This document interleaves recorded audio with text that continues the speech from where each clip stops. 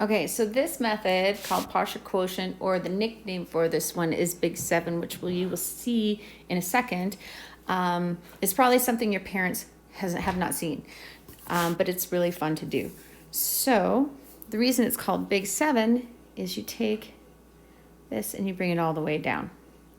Okay, and this is actually a better method for a 1 by 3 digit division question, but we're going to start with the 2-digit questions. Okay, so the first thing I do is I look at how many digits I have. So I have something in the ones place and something in the tens. So I'll take my divisor, 7, and I'm going to multiply by 1, which equals 7, and then I'm going to multiply 7 by 10, which equals 70. Okay? And I do this because it's going to help me, and you're going to see in a second. So the first thing that I'm going to do is I'm going to look at 98, and I'm going to say, how many times, like what can I multiply by 7 to get me pretty close to 98? And if I look over here, I know I can multiply by 10.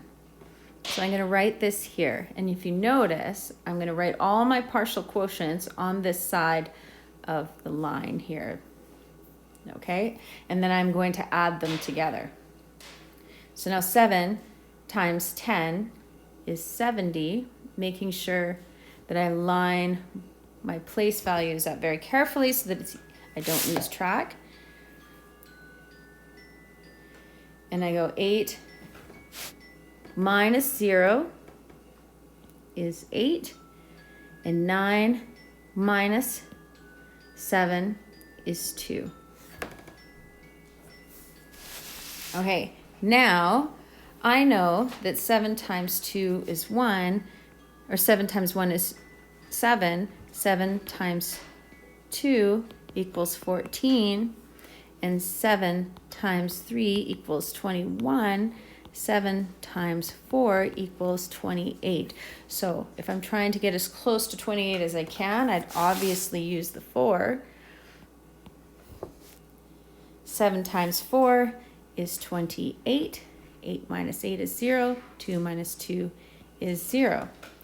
Now, if we're wanting to try this with a bigger number, and you can see how this will work. So I have 7, and I'm going to try this with a bigger number. So I'm going to do 833. All my partial quotients that I'm going to add up are going to go on the side here. Okay, anything inside here I'm going to subtract. And then I have my hundreds there. So I have 7 times 1 equals 7. 7 times 10 equals 70. 7 times 100 equals 700. Okay, so to get as close as I can to 800, I'm going to use multiply by 100. So 7 times 100 is 700, and I'm going to subtract that. 3 minus 0 is 3. 3 minus 0 is 3. 8 minus 7 is 1. Okay, so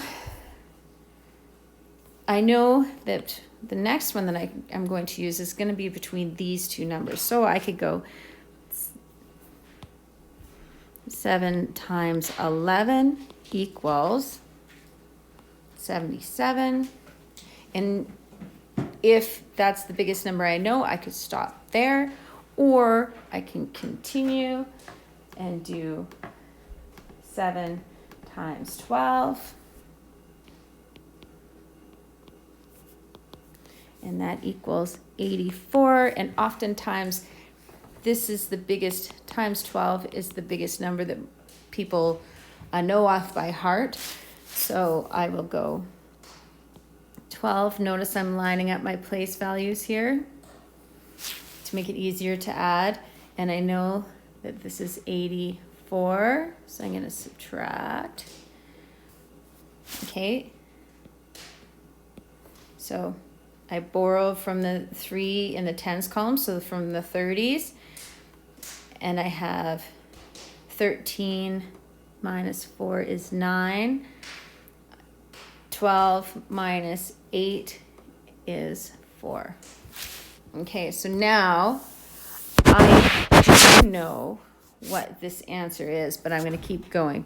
So I'm going to jump up and do 7 times 5 is 35.